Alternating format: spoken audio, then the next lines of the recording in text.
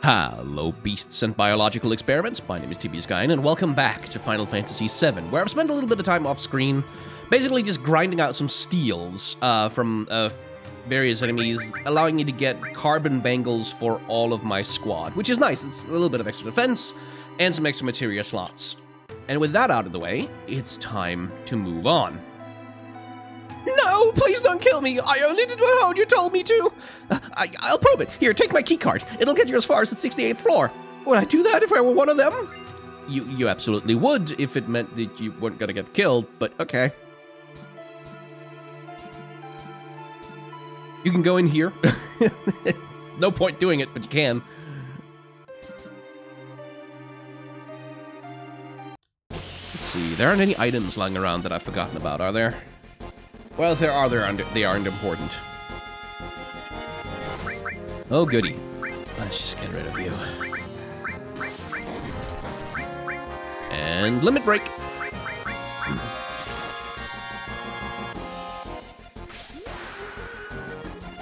So I've got a little bit of a cold and a cough going on, which I'm going to try not to do too much into the microphone, but, you know, might be some sniffing and clearing of throats over the course of this. Really shouldn't have physically attacked the backline guy.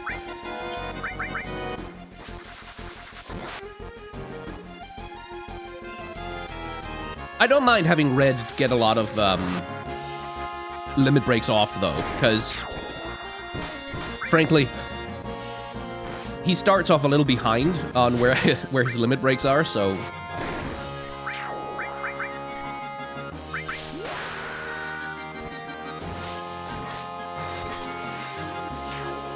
And that's something that just gets worse and worse as the game goes on. Like, you get new characters who are so just a million years behind on where their limit breaks are compared to the cast that you had since the start of the game. It's quite an annoying thing, to be honest. Because, like, you'll get to a point in the game where, like, other characters have, like, level 3 limit breaks, and then you get a new character, and it's like they don't only have level 1 limit breaks. And it takes a million years to upgrade them. Okay, let's just, do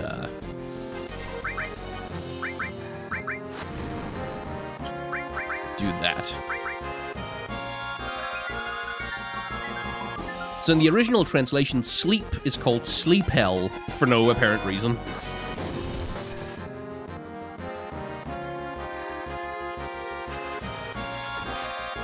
Like, I don't know why they named the spell that way. I don't know why they translated it like that. Sleep hell.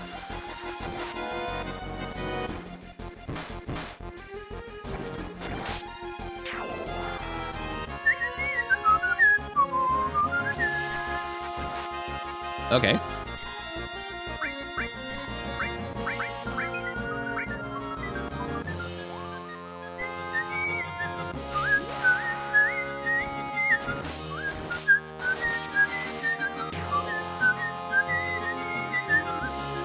Yeah, these guys are really annoying.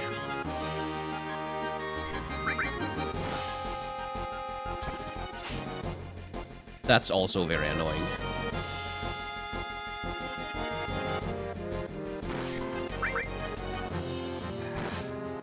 Okay, There we go. Jesus.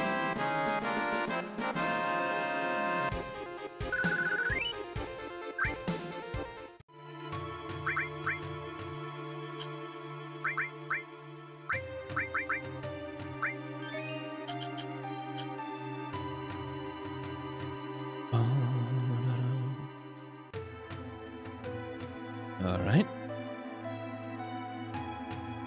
Where are you going? Everyone's meeting up at the elevator at the 66th floor. Oh, right, of course. Duh. I forgot about that. We go up later. At least down here, there's no random encounters.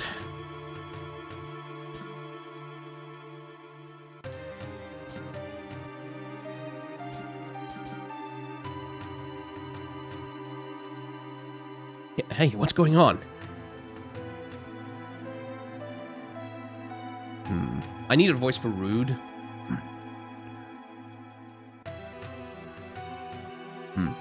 Would you press up, please? Turks, Must be a trap.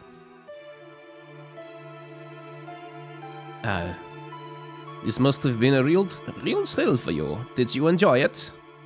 Shit. It's weird that we've defeated, like, the massive, horrifying biological weapon abomination, but two guys walk into an elevator and all of a sudden we're like, oh, well, I guess we're trapped now. Oh no, we got caught. How can we ever possibly escape with the giant sword and the literal gun strapped to an arm? Yeah. It's one of those plot contrivances that you just shouldn't think too hard about. They got you too? Where's Aerith? In a safe place. She's invaluable to us, the last surviving ancient.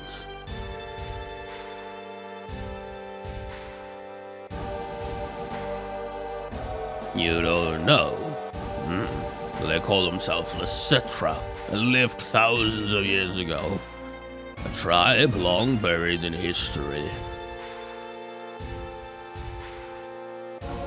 Cetra. That girl is a survivor of the Cetra. The Cetra, blood ancients, will teach us about the Promised Land. I'm expecting great things from her. The Promised Land? That's just a legend. An enthralling legend.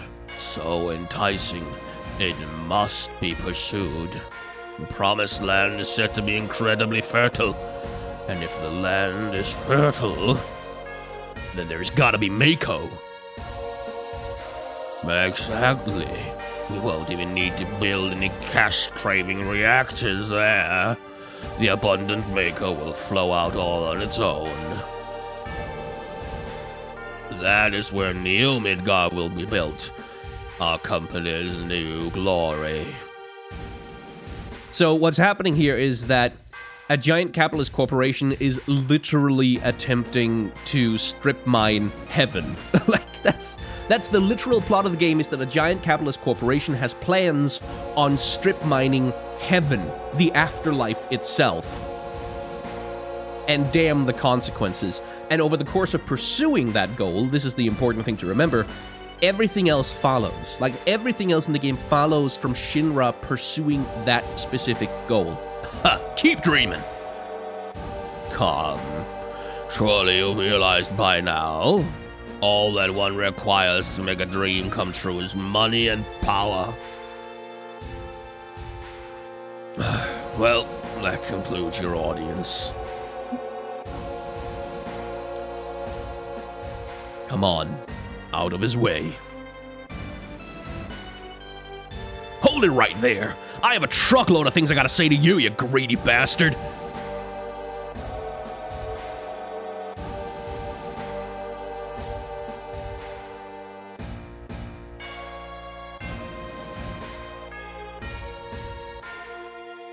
For all other inquiries, please talk to my secretary.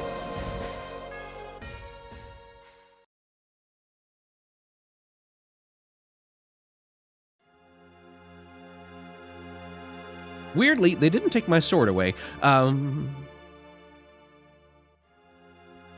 Think we can escape? Yeah, leave it to me. Cloud, you're so brave. I wonder how Red is doing.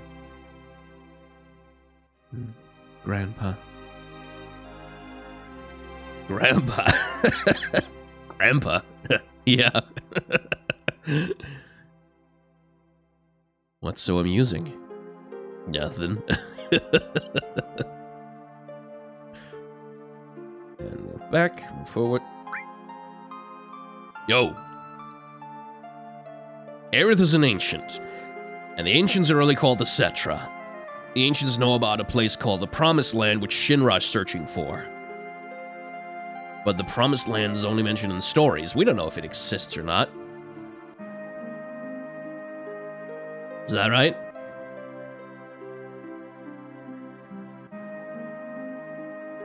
Those jerks say the Promised Land is full of Mako energy. So if they find it, they'll suck it all up. And the land will wither away there too. The planet will get even more run down. I'm not gonna let him get away with it. Avalanche is recruiting new members. Me, Tifa, Cloud, Aerith. How about you?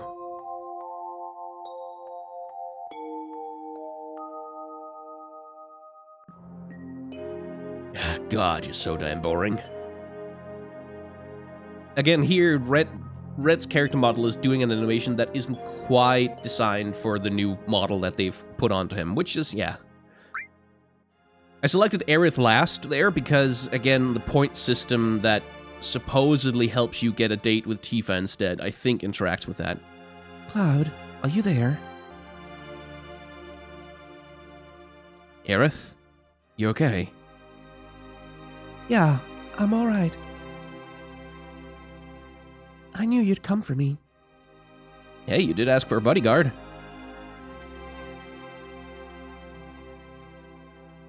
The deal was for a date, right? Oh, I get it. Tifa? Tifa, you're in there too? Sorry. You know, Aerith, I have a question. What? Does the Promised Land actually exist? I don't know. All I know is, the Cetra are born of the planet, they speak with the planet, and they unlock the planet. And then the Cetra will return to the Promised Land, a land of supreme happiness which was granted by the planet. What does that mean? More than words. I don't know. Speak with the planet? Just what does the planet say? It's real noisy, like it's full of people. That's why I can't make out what it's saying. Can you hear it now? I only ever heard it at that church in the slums. But she told me Midgar's no good anymore. My mother, that is. My real mother. Aerith, you must escape Midgar. Then you can speak with the planet and find your Promised Land.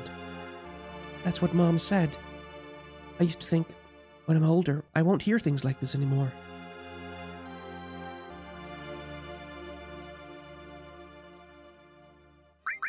Do I want to change any equipment? No.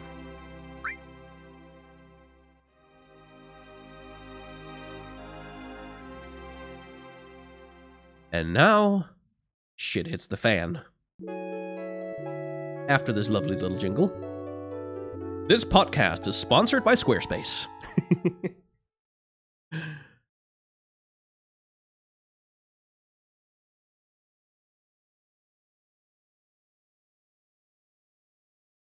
The door's open. When did that happen? What's going on?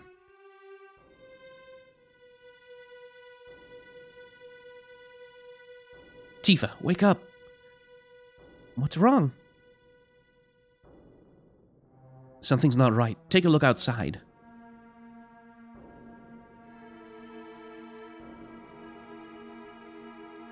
What happened? You should have the key on him. Tifa, help Aerith. I'll go get Barrett and Reth.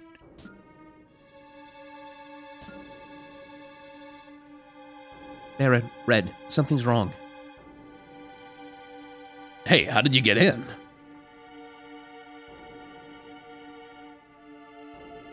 Do you think he was attacked? This is kind of creepy. The hell is going on?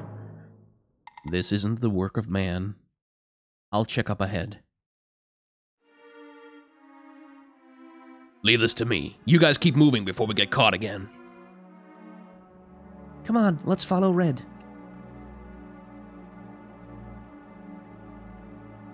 Boy, that sure is a lot of corpses.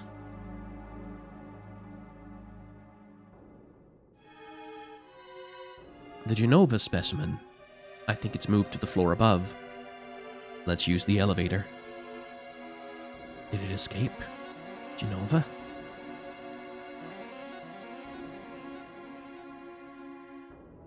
Can't remember if there's random encounters here. I don't think so. Anyway, lot of blood, substantial amounts of it.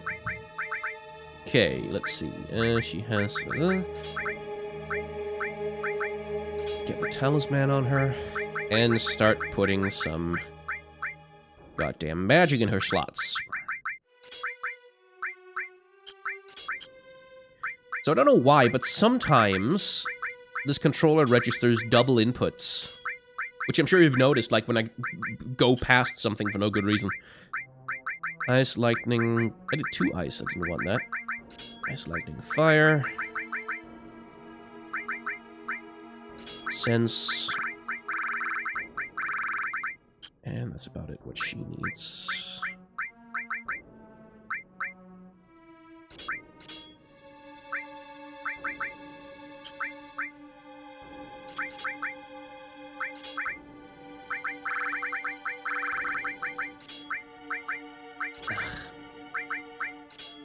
Yeah, see?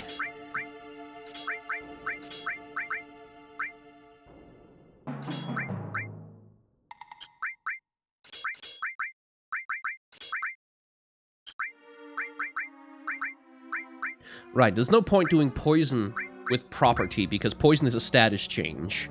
So that doesn't change my attack at all. So I'd need to do that with lightning instead.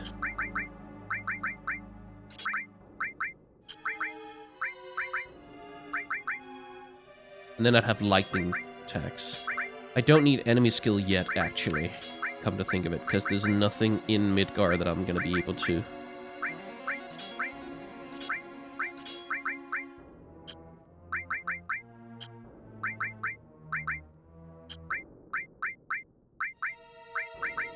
She has all 3 elementals, but I'd kind of like her to have heal. Yeah.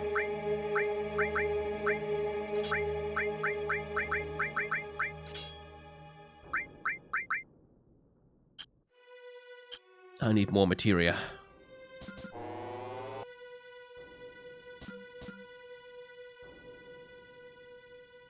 It's leading somewhere. Above. There we go. There's the random encounters. I actually think there's something good I can steal from this guy. But I might not want to spend too much time on them because they're gonna poison people and it's annoying.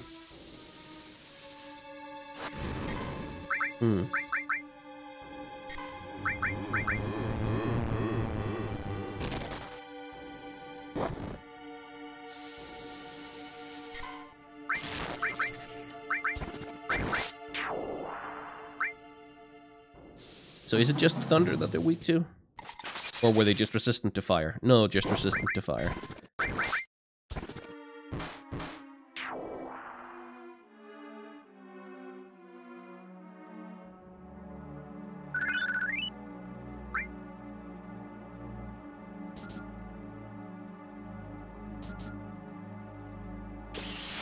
Oh, that's a lot of blood.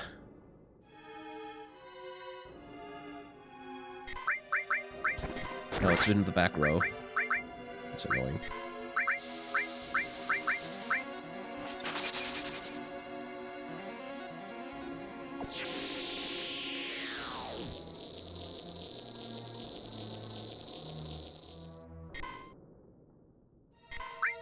Stop poisoning me!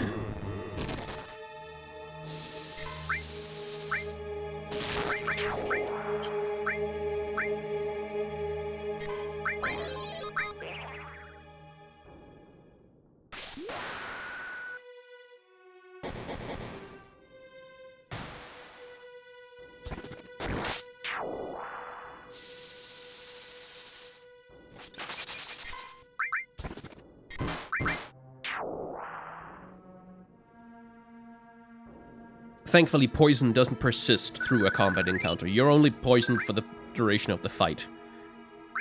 Which is nice. Because I don't have any antidotes. Well, I have a few, but I don't have enough.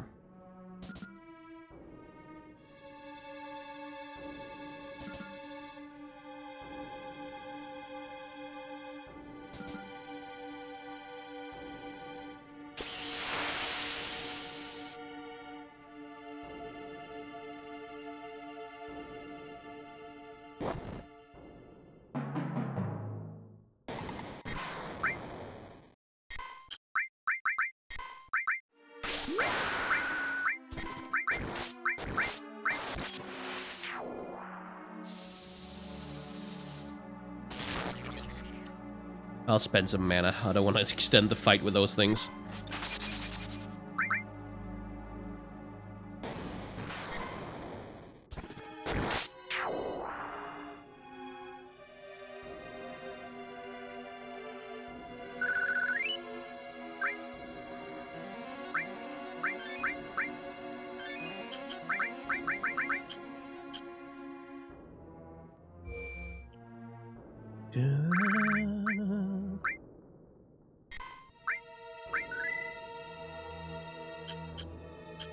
Again, music is so good.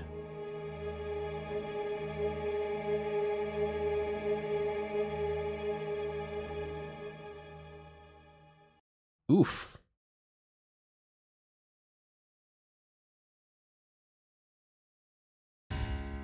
Dead.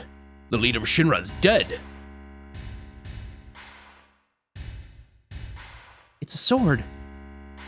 That's Sephiroth's. You mean Sephiroth is alive?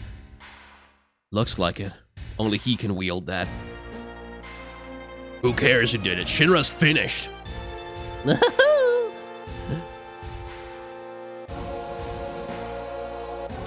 Don't kill ye. What happened? Sephiroth is here.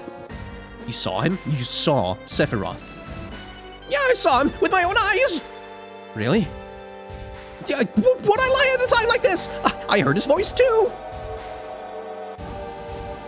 He mumbled something about not handing over the Promised Land. What does that mean? Does the Promised Land really exist and Sephiroth came here to save it from Shinra? So he's a good guy then? Save the Promised Land? A good guy? No way. It's not that simple, believe me. Sephiroth must have some other goal. Ah, Rufus, shit. Forgot about him. Who? Vice President Rufus, the president's son. I heard he's been assigned somewhere else for a while. Even I know of him. They say he's real cold-hearted. I wonder what sort of person he is. Oh, dickhead. But anyway, that's the end of President Shinra.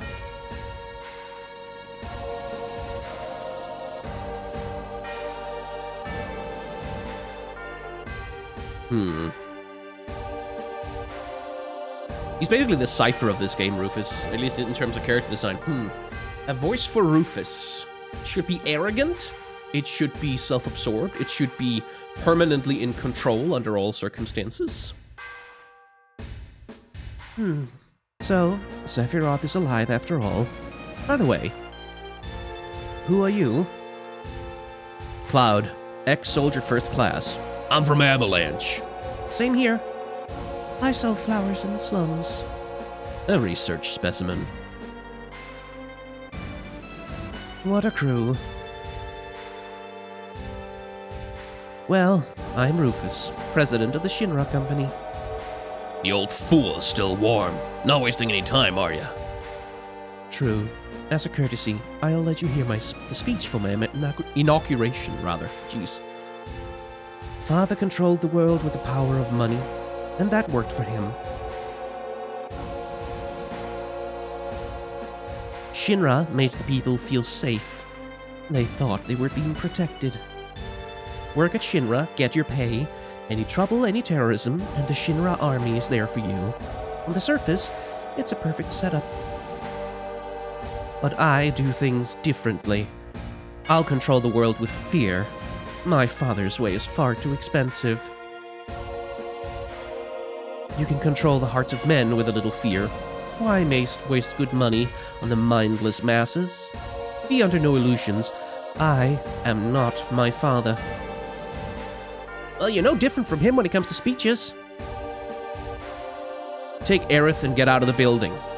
What? I'll explain later. Barrett, there's a crisis facing the planet. The hell's that supposed to mean? I'll talk about it later. Just trust me on this. I'll catch up with you after I take care of him. Alright, Cloud.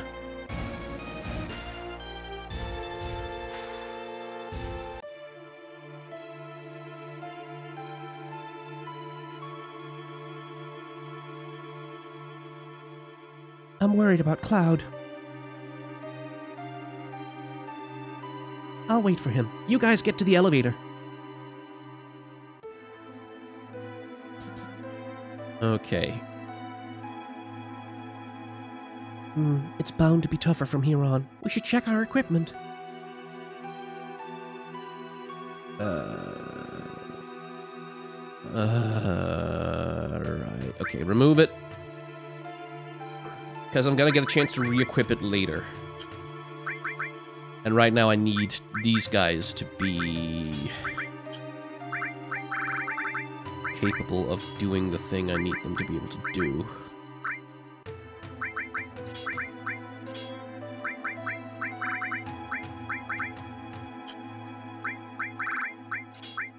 Property lightning, excellent.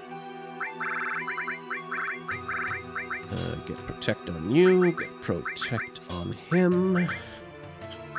Restore, you get lightning.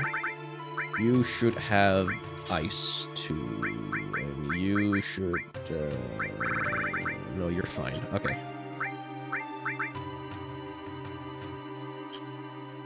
Okay, I think that's right.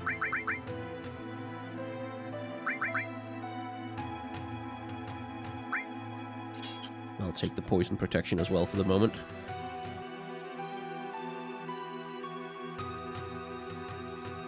I'm reasonably sure I get to re-equip materia onto Cloud afterwards. All I want to make sure is that poison is available. Poison, steel, fire. Yeah, that'll be good enough for what Cloud needs.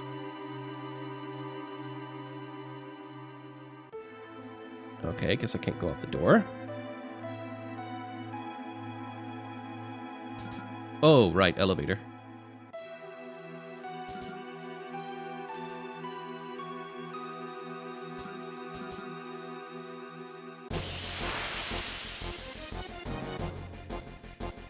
Here's one of the cooler set pieces of the game in terms of a boss fight.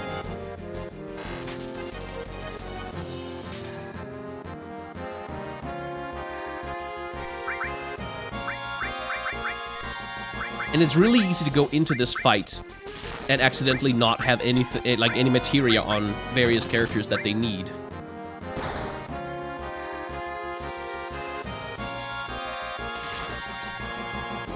But this thing is weak to lightning, which is why I put lightning property on Barrett's weapon.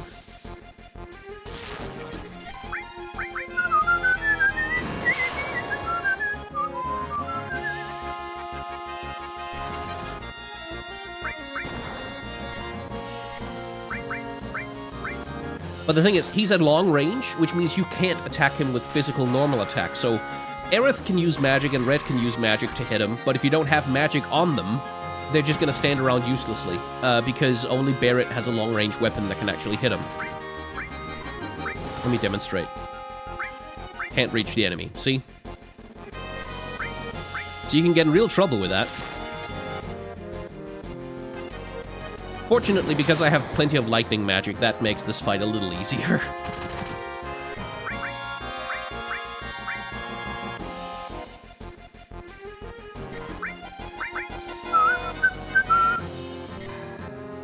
It's technically a boss fight, by the way, but the music doesn't care.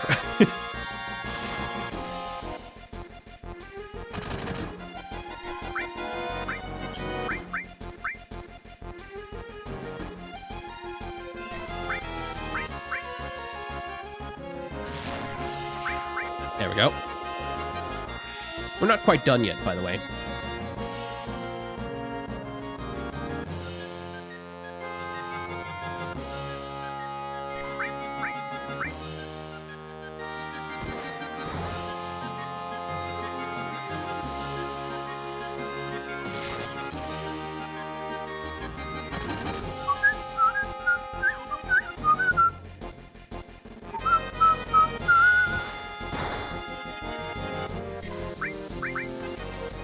Still, this fight isn't difficult. Neither is the other boss fight that's going to be coming up. Primarily because I know their elemental weakness and how to exploit it.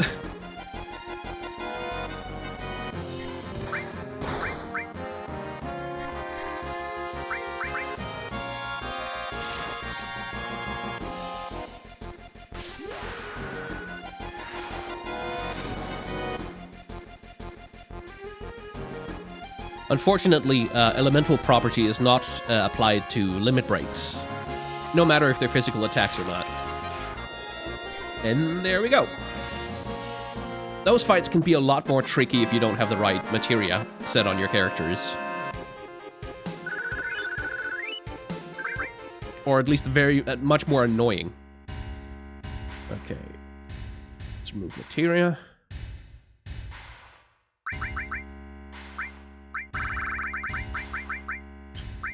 And let's get store all. Let's just tidy it up for a sec. Fire. Where's poison? There. Protect, steal, sense. Why not?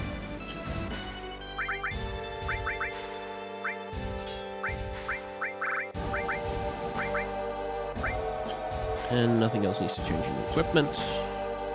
I think that's right. Why do you want to fight me? Because you seek Sephiroth and the Promised Land. That's right. Did you know that Sephiroth is an ancient? Figures. Anyway, I can't let either you or Sephiroth have the Promised Land. I see.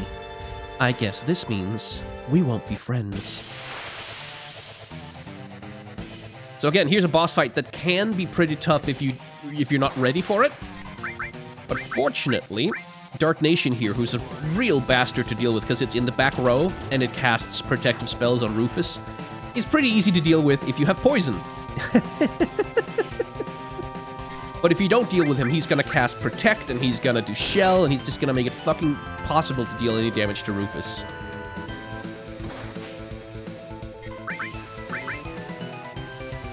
Which drags the fight out really, really far. But as you can see, poison is just very effective against the both of them. I would like Cloud to actually hit some attacks every once in a while, though.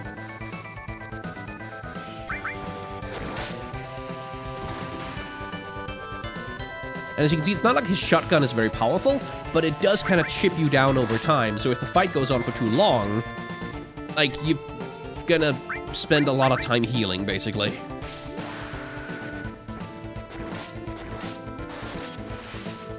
But that should do it, yeah.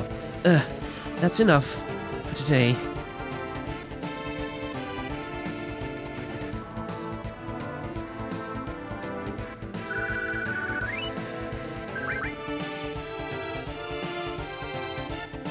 I've got the bulletproof vest, which is nice, because that gives me more defense.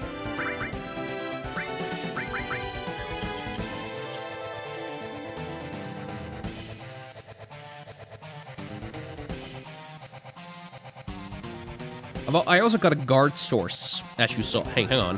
Wait a minute, hang on. Did I see something over there? Oh, no. Just my imagination. So as you saw, I also got an item called a guard source. And the guard source is an item that raises your base... Oh, fuck, that's not great. That raises your base stats by 1.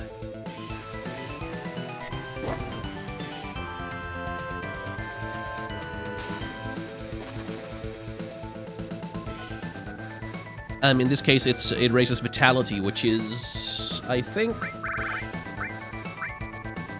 Or is it Defense straight up? I can't remember, but they're very useful items that I'm not going to use at all until I can do... Where's Rufus? I couldn't finish him off. This is going to get complicated. Okay, actually, come to think of it. Hang on a second. I don't think I'm... Okay, so what I was about to suggest, and I need to reset my materia on these characters. What I was about to suggest, actually, was that I was going to use an item duplication glitch to get as many of them as I want so that I can boost my characters up to ridiculous power levels, which is what I usually do. But I did say I didn't want to overpower myself massively in this playthrough, and I meant it. So may actually, come to think of it, maybe I won't do that.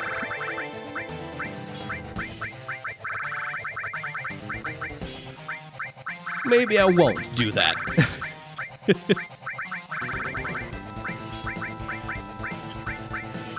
got lightning, he's got restore. That'll do.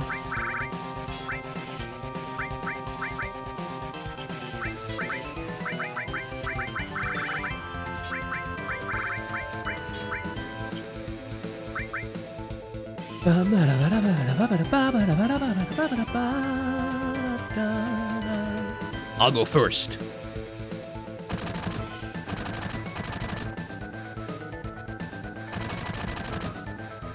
Son of a... They have us completely surrounded. On my own, I'd be nothing. It'd be nothing. But what about you guys? Leave while you still can. It's not you they're after. It's me. Not gonna happen. You got caught up in this trip protecting Marlene. Now it's my turn. I won't let him. I won't let Shinra do what they want anymore. Thank you, Mr. Barrett. Give me a break. Mr. Barrett, that don't sound right at all. Well then, if you're both through talking, may I suggest we think of a way to escape? Oh, yeah. The cool type. Just like someone else I know. Did you say something? Not a thing. So, what are we gonna do? Barrett!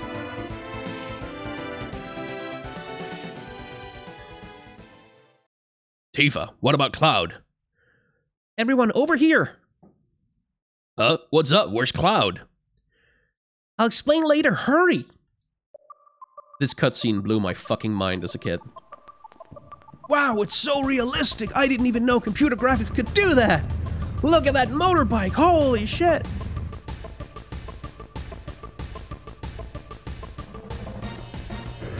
It looks so real! 1998.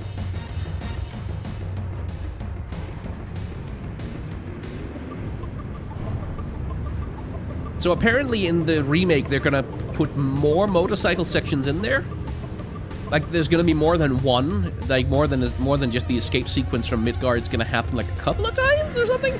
It's not really clear based on the previews that I've looked at, but I don't mind it because the motorcycle minigame is pretty fucking cool.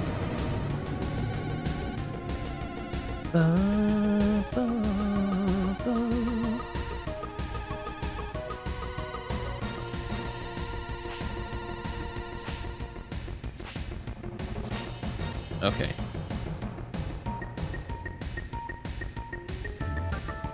Right, okay, I need to form the party.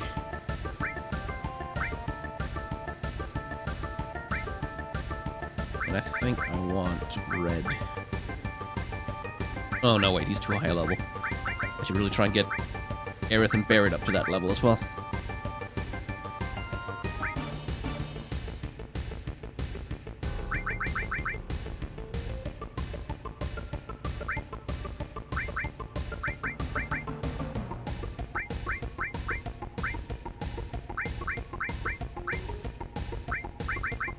Does someone have healing?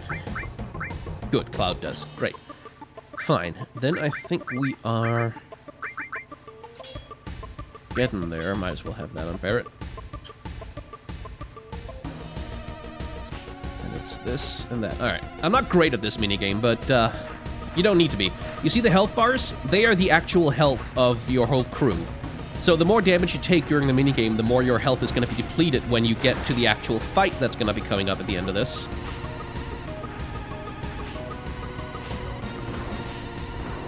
Oh, fuck off.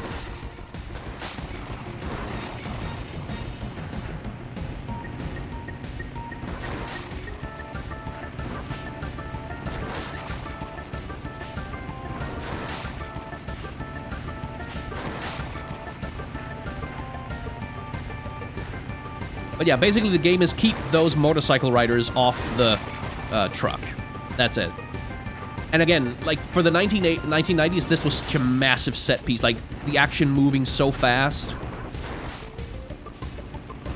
like bikes being like skidding down the highway. But you can see, like, if you look in the distance, you can really see the pop-in for parts of the scenery.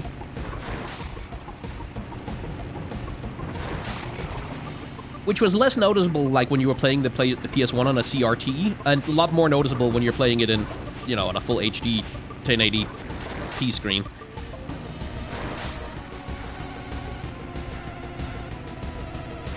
I know some people who are, like, get crazy good at this game. Like, because it's all about manipulating the AI and the timing on your sword strike, but I always found it so fucking difficult to, like, tell where the fuck the hitbox is. Plus, these things react to your movements, like, so fast. Okay.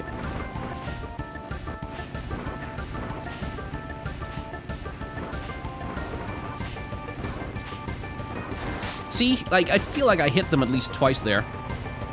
Alright, that's it. We won. There's the boss.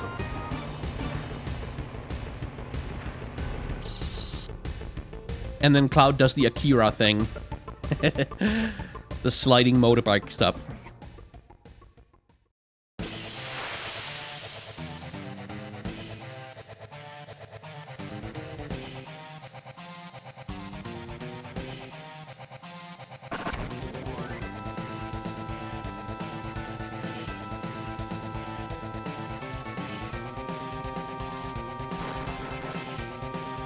I should really have remembered to change rows on everyone before the fight, but oh well.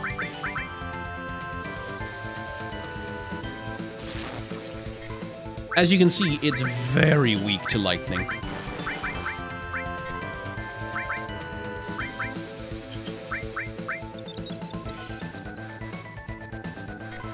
I don't think I have it on his weapon, do I? Maybe I do.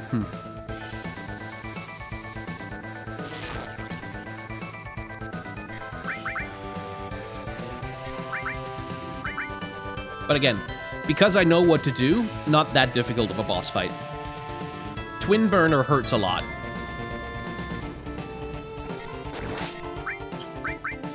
Okay, I've got that limit break ready then. I should be fine. And if you don't know that it's weak to lightning, you can get in trouble. Or if you haven't equipped lightning on the specific characters that you take into the fight. That's one of the weaknesses of Final Fantasy VII, is like, all this stuff we saw during the Shinra sequence with, like, having multiple parties and juggling materia between them, that shit is kind of hard to grok, especially if you're, like, 14 years old and playing this game for the first time. So you can get into a lot of trouble just by not knowing how the hell to get the spells you need on the characters that are going to be fighting. And it also helps, of course, that I know that these boss fights are coming, which you don't when you're playing through the game for the first time.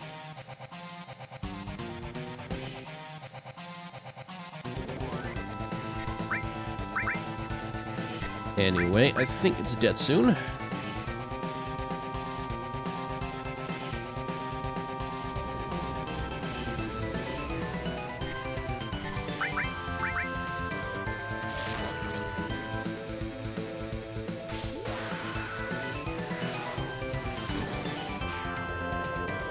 Because, yeah, if you're trying to wear it down with, like, basic attacks without using thunder and shit, or if you don't know the lightning elemental property and stuff, that fight can take a long time, and he uses so many of those twin burners over the course of it that, like, you just get worn down by it. Well, what do we do now?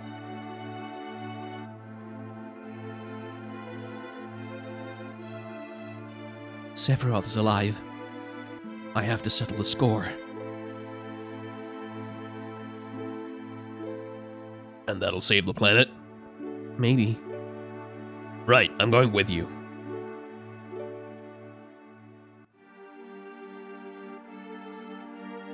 Me too. There are things I need to know. About the ancients? I thought that was Tifa. Many, many things. I guess it's goodbye to Midgar.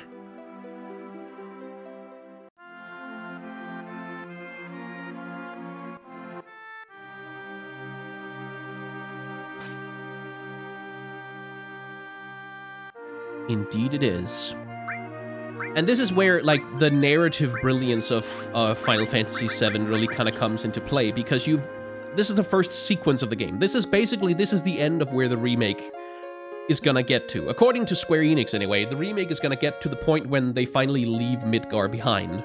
And leaving Midgar in Final Fantasy VII is kind of a pivotal moment, because Midgar is basically a big tutorial area for the whole game. But it's a tutorial area that very cleverly presents itself as not that, as a full narrative, like, because you get this full introduction of, like, a cast of villains, like, you get President Shinra, you get Heidegger and the whole, like, the Shinra upper executive cast, you get an explanation of the world state where, like, Shinra has created this two-tier system where some people live in the slums below the plate and some people live in the city above the plate, and then there's, like, the Shinra headquarters in the middle, and you get this establishment of a pretty clear structure for how a full 3-act narrative could play out, like where you, like, taking the fight from the slums to the city of Midgar itself, then eventually to Shinra headquarters, and then a final boss battle against President Shinra in some kind of giant mech or whatever. And it commits 110% to that particular framework. Like, you get the whole thing, like the twist in the 3rd act when they drop the plate well, that's not necessarily the twist in the 3rd act, it's more like the lowest point. You get, like, a full narrative arc, like, where you start out with your heroes, and you get your quest, and Cloud refuses to go on the quest, and is like, no, I will not, like, classic Campbellian hero with 1,000 faces stuff, where Cloud refuses to go on the quest, like, 'cause no, I'm too cool to be a soldier, to fight with you guys in Avalanche anymore. I only care about the money. I'm a mercenary, blah, blah, blah. And then he meets Aerith, and his heart starts to melt a little bit. He starts to care about something more than himself, and then eventually he leads a raid on Shinra headquarters completely selflessly to save her because he cares about her. Like, there's this whole arc thing going on. And then you get here, and it turns out, no, that was just part 1. There's a lot more. And narratively speaking, that's brilliant. Like, that's a really, really brilliant way to do a world introduction, by having basically a complete self-contained story in a lot of ways, that right at the end, when you would think that you're about to go, okay, now we're heading into the final stretch, we're heading to the boss fight, we're gonna deal with President Shinra. Like, if you're experienced in RPGs, you already know that you're probably not gonna fight the final boss at level 14, and since there's 3 discs in the box, probably this isn't the end of it. But there is this feeling of, okay, you're heading towards a finality of some sort. Like, your stakes are escalating, and then, right at the point when, in a normal story, you'd go, okay, time to fight President Shinra, time to liberate Midgar from blah, blah, blah.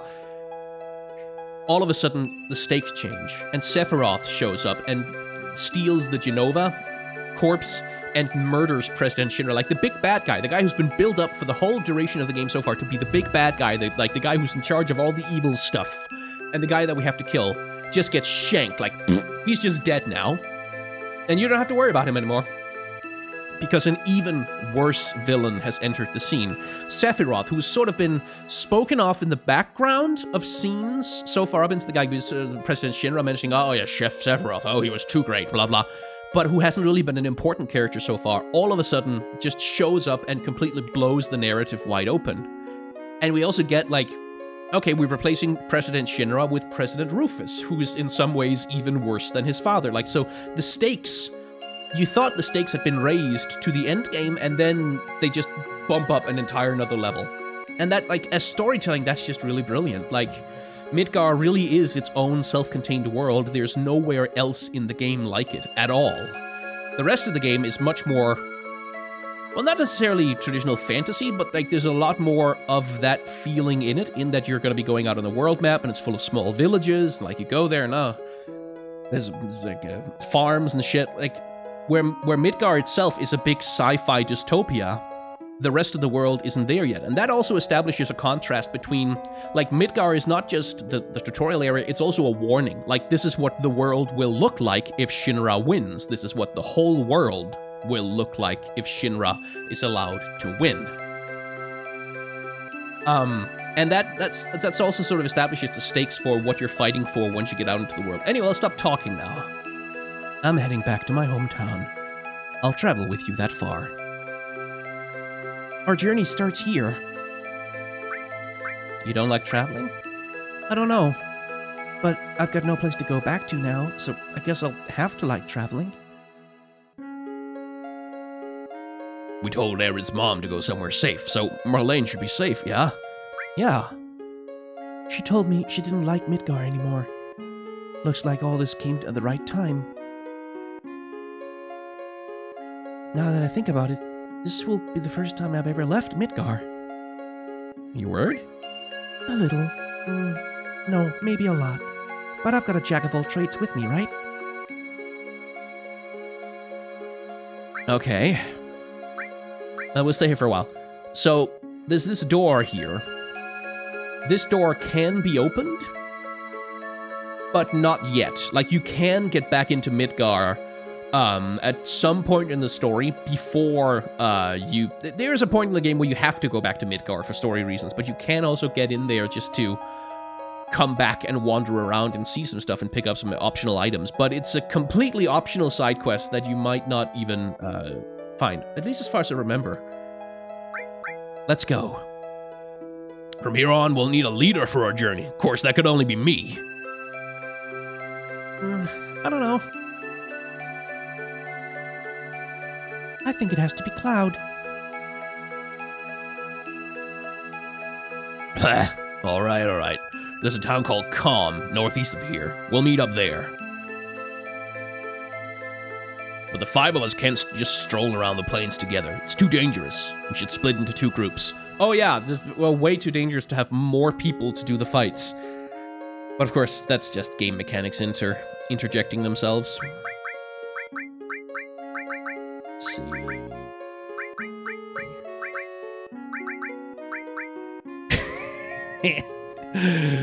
Let's be transparent. I knew you'd do that. See you at Calm. Later.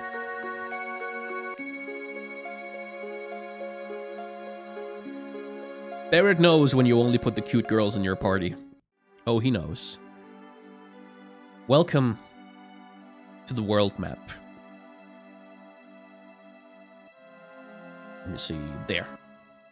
Couple of different perspectives you can take. I remember on the PS1, when you're down at ground level like this, it chugs. Like, it does not like being asked to render that much map all at the same time. And that also means it's time to equip. Enemy skill. Good. Aerith has it. Excellent. And Tifa doesn't. Okay, Does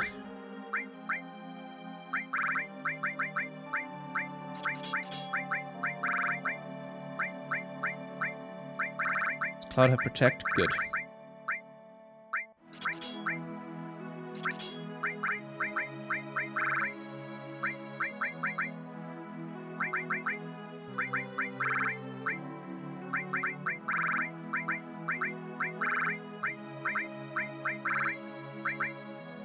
That should do. I'll just give those a little bit of materia, because why not?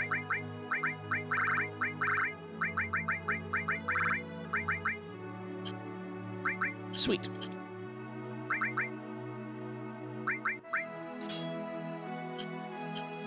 Cool. And I think this makes a compelling place to end this episode. We have escaped from Midgar. We have made it through Act 1 of the story, this self-contained little tutorial area, which is just so brilliantly done, to be honest, and we are out in a much, much bigger, much, much wider world. Like, everything opens up all of a sudden. Even if the path is still fairly linear, things have changed quite a bit, making this a perfectly decent place to say that if you've enjoyed hanging out in the world of Final Fantasy VII with me, then you should feel extremely, just profoundly free to hit the like, comment, and subscribe buttons. Those are very useful, and I hope this music that I've got playing in the background of the Patreon call actually works the way I want it to. Adjusting the levels a little bit. You should feel very free to hit the like, comment, and subscribe buttons, and you should feel extremely free to, support me on Patreon, or toss me a tip down in the tip jars that I've got down in the description, or, just do other things. And, yeah. Thank you very much for watching, and since this is going up on, like, the December 23rd or 4th or something, I wish you all a very happy holidays.